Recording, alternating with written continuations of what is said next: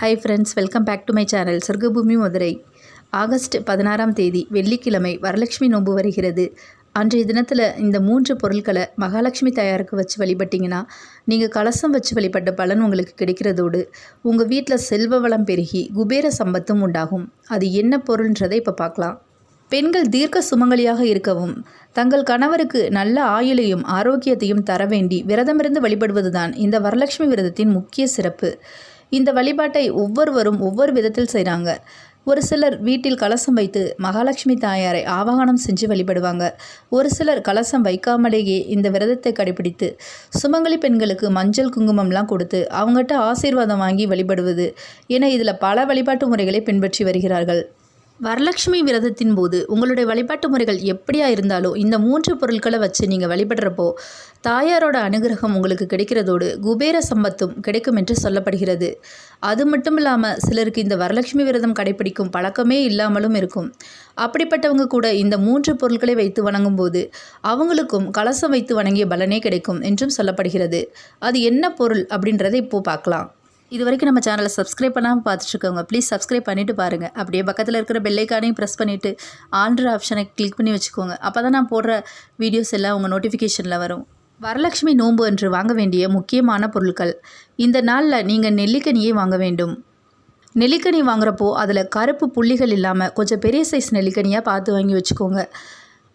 அந்த நெல்லிக்கனியை பூஜை அறையில் தாயார் படத்திற்கு முன்பாக வச்சு வணங்க வேண்டும். அதுவும் வரலட்சுமி நோன்பு நாளான வெள்ளிக்கிழமை அன்று தான் இதை நீங்கள் வாங்கி படைக்க வேண்டும். இந்த நெல்லிக்கனியானது குபேரருக்கும் உகந்த பொருளாகத்தான் பார்க்கப்படுகிறது.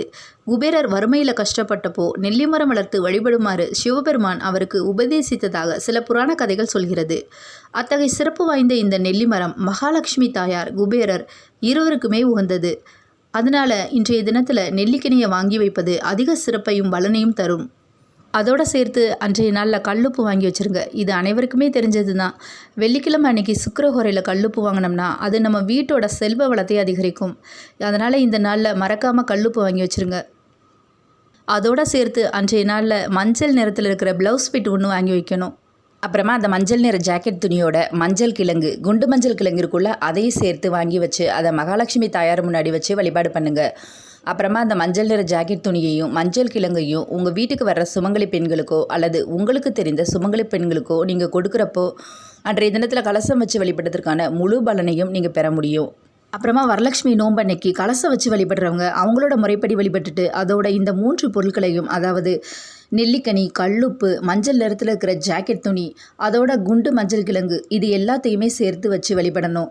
இந்த வழிபாடே எங்களுக்கு கிடையாதுன்னு நினைக்கிறவங்க கூட இந்த பொருளை மட்டுமாவது அன்றைய தினத்தில் வாங்கி வைத்து மகாலட்சுமி தாயாரை வழிபட்டு குபேர சம்பத்துடன் நலமாக வாழலாம்.